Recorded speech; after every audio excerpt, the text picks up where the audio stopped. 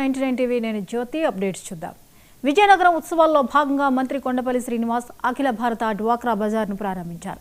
మహిళలు మరింత ఉన్నత స్థితికి చేరాలన్నదే ప్రభుత్వ లక్ష్యమని మంత్రి కొండపల్లి శ్రీనివాస్ స్పష్టం చేశారు. సరస్ ఎగ్జిబిషన్లో ఏర్పాటు చేసిన స్టాళ్లను కలెక్టర్తో కలిసి మంత్రి సందర్శించారు. స్త్రీనిధి ద్వారా 16,034 మంది మహిళా సంఘ సభ్యులకు 145,94 లక్షల చెక్కులను మంత్రి కలెక్టర్ పంపిణీ చేశారు. జీవనోపాధులు పెంచడం ద్వారా మహిళలకు ఆర్థిక చేయూతనిచ్చేందుకు ప్రభుత్వం అన్ని రకాలుగా సహాయ సహకారాలు అందజేస్తుందని మంత్రి చెప్పారు.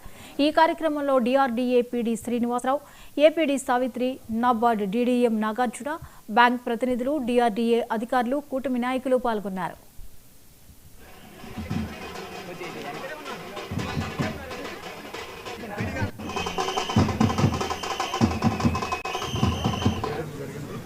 ముఖ్యంగా మనం గమనించాల్సింది ఏంటంటే మహిళల్ని నెక్స్ట్ లెవెల్కి తీసుకెళ్లాలని గౌరవ ముఖ్యమంత్రి గారి ఆలోచన. ఆ ఆలోచనకు తగినట్టుగానే ఈరోజు ప్రతి అవకాశాన్ని కూడా వాళ్ళకి కల్పించడం జరుగుతూ ఉంది. ఈరోజు కొత్తగా కూడా గౌరవ ముఖ్యమంత్రి గారు కూడా చదువుకున్న మహిళలు ఎంతమంది ఉన్నారు రాష్ట్రంలో వాళ్ళని ఒక సర్వే చేసి చదువుకున్నటువంటి మహిళలకు కూడా ఎటువంటి అవకాశాలు కల్పించాలని కూడా గౌరవ ముఖ్యమంత్రి గారు కార్యక్రమం చేయమని చెప్పడం జరిగింది. దానికోసం కూడా మేము పనిచేయడం జరుగుతూ ఉంది.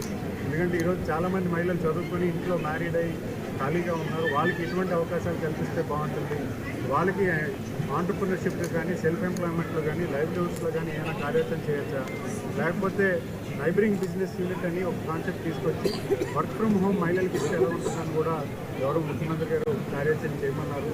ఇవన్నీ కూడా మనకున్నటువంటి డ్వాక్రా మహిళలు ఎవరైతే ఉన్నారో వాళ్ళ ద్వారా డిపార్ట్మెంట్ లింక్ చేసుకుంటూ అన్ని విధాల మంచి చేకూర్చేలాగా మేమందరూ కూడా పనిచేయడం జరుగుతుంది.